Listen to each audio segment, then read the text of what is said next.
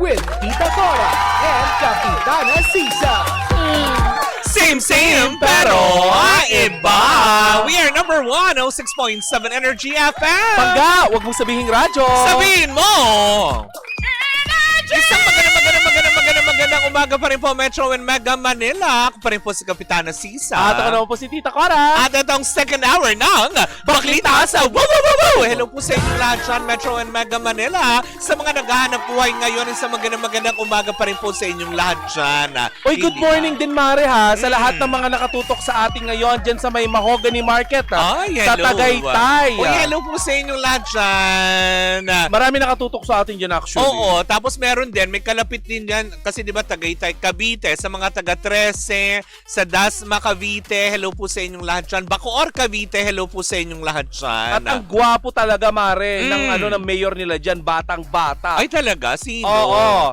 Ano yung pangalan ng mayor nila dyan? Kasi nakita ko lang sa TikTok. Gwapo, Oo. ate ko. Talaga? Oo. Sa Cavite? Hindi sa may Tagaytay. Ay talaga ba? Yes. Oo. Oo, batiin ko lang din ito nakikinig sila sa atin ngayon si sa view site Mahogany Tita Cora yan. Ayan. Oy, hello Sa po view sa site inyong lahat Mahogany dyan. nakatutok sila ngayon sa atin. Maraming salamat Alam mo po. dyan sa view site masarap ang bulalo nila. Ay talaga ba? Sabi nga nila balik daw tayo doon, punta tayo doon. Ay wow. One of these days punta kami ni Kapitana Sisa. Sige, pag free Oo. ang schedule. View site yung bulalo namin ha. Taray. Samahan nyo na ng malutong na tawilis. Crispy pata, Mare, meron sila, marami. Ay, Oo. wow. Makauwi pa kaya tayo. Doon na din tayo ibuburol. Bulalo, tapos crispy pata. Ano, iuhulog na lang tayo dun sa bangi.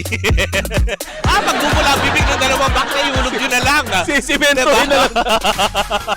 Pakainin ng pakainin para patayin na yan. Diba? Mamaya na ko rin, patayin na yan. Damihan nyo mga kolesterol na nakakaloka. Pero eto na nga mga pangga. Hello pa rin po sa inyong lahat dyan sa mga nanonood via our digital platforms on Facebook, TikTok, and of course sa ating YouTube channel. Hello po sa inyong lahat dyan. Hindi ba? So eto na ang Baklatest! Ako nakakaloka. Mainit nga naman. Pero parang chill lang naman si Ellen Adarna. Ano ba talaga, mainit o chill? Mainit pero alam mo yun.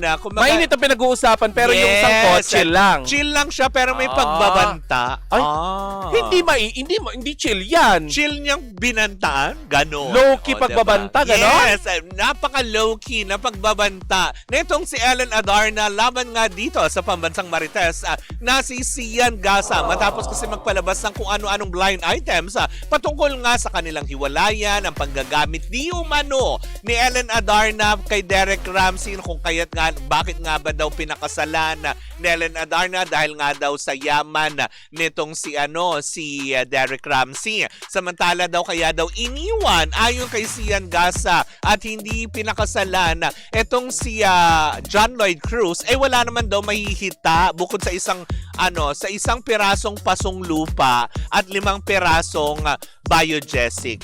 Ayon kay Sian Gasa. Uy, may pera naman itong si Diba? Eto na nga, hindi nga John Lloyd. hindi pinalampas ni Ellen Adarna yan. Kahit pa sabihin mo hindi siya masyadong active ngayon sa showbiz, Mare. Kahit pa sabihin mong andun lang siya sa Cebu. Pero talaga nga naman, sa pamilya pa lang po ni Ellen Adarna, alam natin na very well off siya sa Cebu. Hindi ang Adarna ba? ay mayaman Correct. sa Cebuano. Na nakakaloka. Kung kahit nga naman hindi ito pinalampas ni Ellen Adarna ng marami kasing netizen kasi nung parang 2 days ago nung pinalabas ito ni Sian Gasa. Tapos tinag siya ng tinag.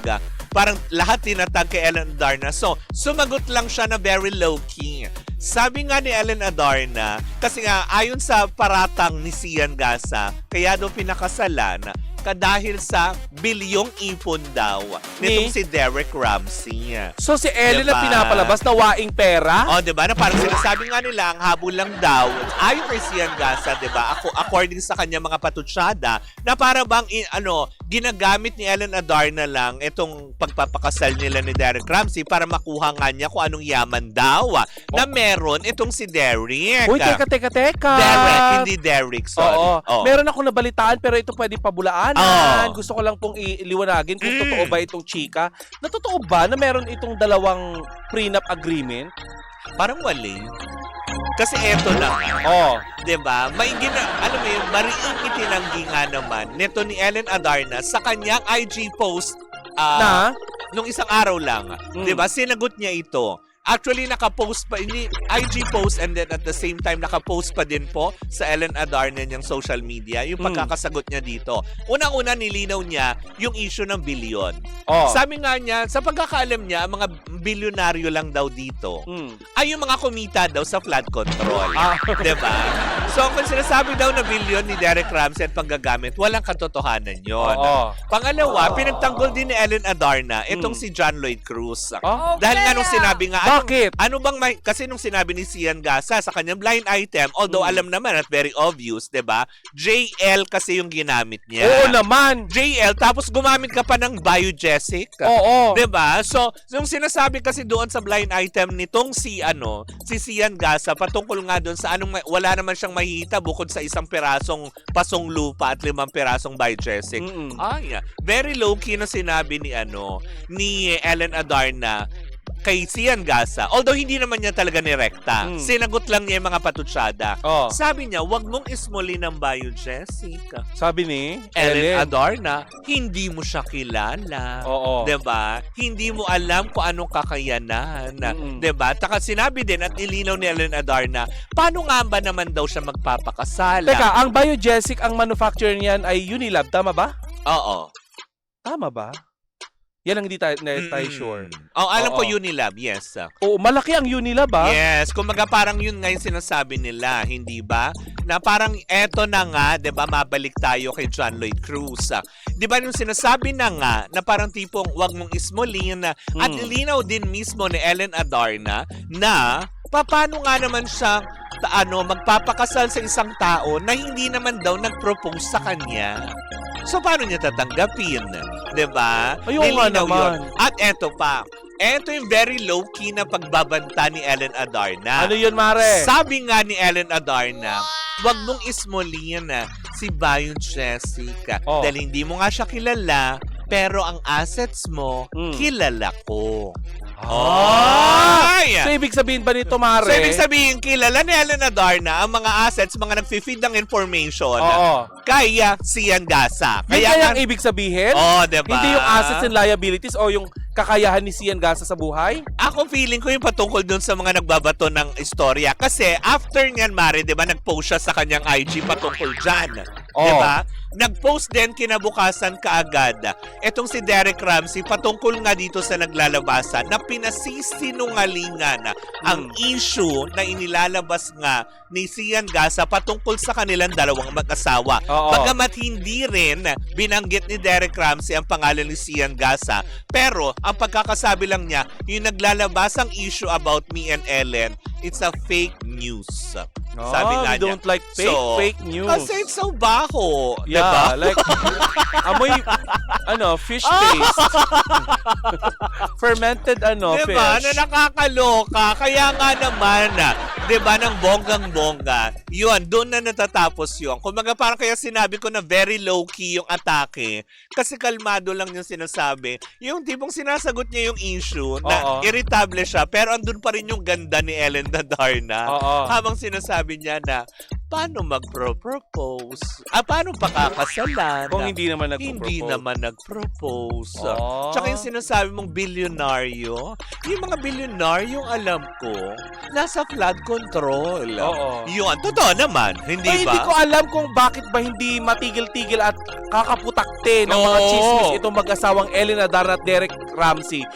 Kamakailan lamang sinabi, nagkahiwalay na daw sila. Diba? Pero, alam mo, Mare, nakita ko yung dalawa, nasa BGC, naglalakad. Diba? Yung mga ganon. Kaya nga, alam mo yun, agara naman na sinundan habang pinagtanggol. Totoo naman din, diba? Tama naman. Ako, agree ako doon kay Ellen Adarna na pinagtanggol niya si Lloydie. Kasi diba, may pinagsamahan sila at may anak sila. Correct. Diba? Na kumbaga parang respeto na lang din doon sa tao. Tsaka unang-una, kung sinasabi nga nitong ni Sian Gasa na walang pera at walang mahihita si Ellen Adarna doon, Hindi ba? Parang, Talaga ba? Imposibleng walang ipon si John Lloyd. 'Di ba? Ilang dekada siyang namayagpag bilang leading actor. Excuse me. Diba? Na, May mga alam ako mga assets ni John Lloyd na hindi mo kayang bilhin. correct, hindi ba? Porket ba, 'di ba? Yung siguro bumabase siya doon, Mare, nung 'di ba nakikita si John Lloyd na nagko-commute, nagaano. 'Di ba yung mga ganun na, Alam mo, Mare, kahit na marami akong pera, Oo. kapag nagkaroon ako ng pagkakataon na tumira sa probinsya at maging simple yung buhay ko, gagawin ko. Correct, 'di ba? Kasi hindi mabibili ng kahit anong pera or kahit anong halaga ang peaceful environment. Totoo naman. Ngayon, hindi ba? Yung peace of mind. Maraming artistang ganyan, 'di ba, na mas piniling mamuhay at maging simple na lang sa probinsya. Andy Eigenman Yes. sa Siargao. 'Di ba Mm-mm. si Nadine Lustre din, 'di ba? Sinubukan din niyang maging normal na tao, hindi celebrity. 'Di ba? Bumibili nga siya ng ketchup na nakamotor lang. Correct. 'Di ba yung mga ganyan na kaya siguro sa ganung aspeto ay pinagtanggol naman din dahil hindi natin alam kung gaano nga ba kabuting ama at alam mo yung partner etong si John Lloyd nung sila pa ni Ellen Adarna, hindi ba? Hindi Uy, alam mo, di ba kasi Mare na chichismis, yaman din lang naman na chichismis yung si Sian Lim, Sian Gasa. Oh. Di ba, meron tayong kakayahan na pauwiin ang dapat pauwiin? Oo. Kasi ngayon, Mare, nakikipag-ugnayan na ang ating gobyerno sa Interpol Oo. upang nang sa ganon ay mapauwi itong si Saldico. Oo. Yan ay according sa mga nababalitaan natin.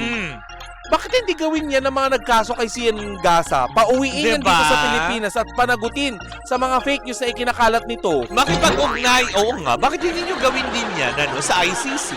'Di ba? Oo. Sa Interpol, gaya ng sinasabi nyo, 'di ba? Para mapanagot lahat. Not unless, Mare, Oo. not unless protected siya ng kung sino mang nasa So posisyon. may matinding backer, gano'n. Ay, correct lang Kaya kita, Maria. malakas ang Hindi ano? ICC kasi Oo. International Criminal Court yun. Oo. Oo, Interpol lang ang pwede maghanap sa kanya. Diba? But anyway, Diba na nakakaloka lang. Pero yun na nga, at least talagang mariin lang at sa malumanay na pamamaraan na sinagot ni Ellen Adarna ang lahat ng mga pasaringa nitong si Sian Gasa laban sa kanila. Slay. Sana dito na natapos yun.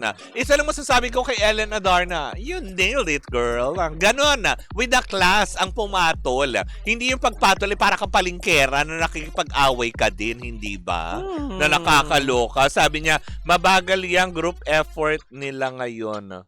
Tagal mapauwi. Ay, sino ba yung sinasabi mo? Ang si Sian Gasa. Oo nga. Kaya Diba? nga. Napabalita yun dati. o baka si Saldi ko yung diba? sinasabi niya. Oo nga. Si Saldi ko na nagbitiw na bilang kongresista. Ay, oo nga. Kasi nga para hindi daw mapauwi ng bansa. Ay, hindi. Gusto nila Oo. pauwiin pa rin. Diba? Kasi nga daw, kapag ikaw ay nakaluklok sa pwesto, hindi ka pwedeng pauwi ng bansa. Ay, pwede kang pauwi ng bansa. Yes. Nag-resign. Oo. Pwede pa rin daw pauwiin kasi Ay, may talaga ba? criminal liabilities Oh. siya na pwedeng harapin dito sa Pilipinas dahil Mare inirekomenda na ng ICI Oo. sa Department of Justice na sampahan ng kaso. Oh, ay, Etong yun. si Papakatutukan natin yan para mapanagot kung sino ang dapat managot. Pero Charo. in the meantime, ayan po muna ang ating unang chika for today's video sa aming pagbabalik. Naku, may papakilala tayo. Ay, oo, maya-maya lang. At isang umating pong chika pa din ang dala-dala na dalawang bakla. Muli po ako po si Kapitana Sisa. At ano po si Tita Cora. And we are still same, pero iba. Tuloy-tuloy pa rin po ang ating tugtugan. Siyempre, dito po lamang yan sa number 106.7 Energy FM. Pagdawag mo sabihin, radyo. Sabihin mo! Pwede sasabihin.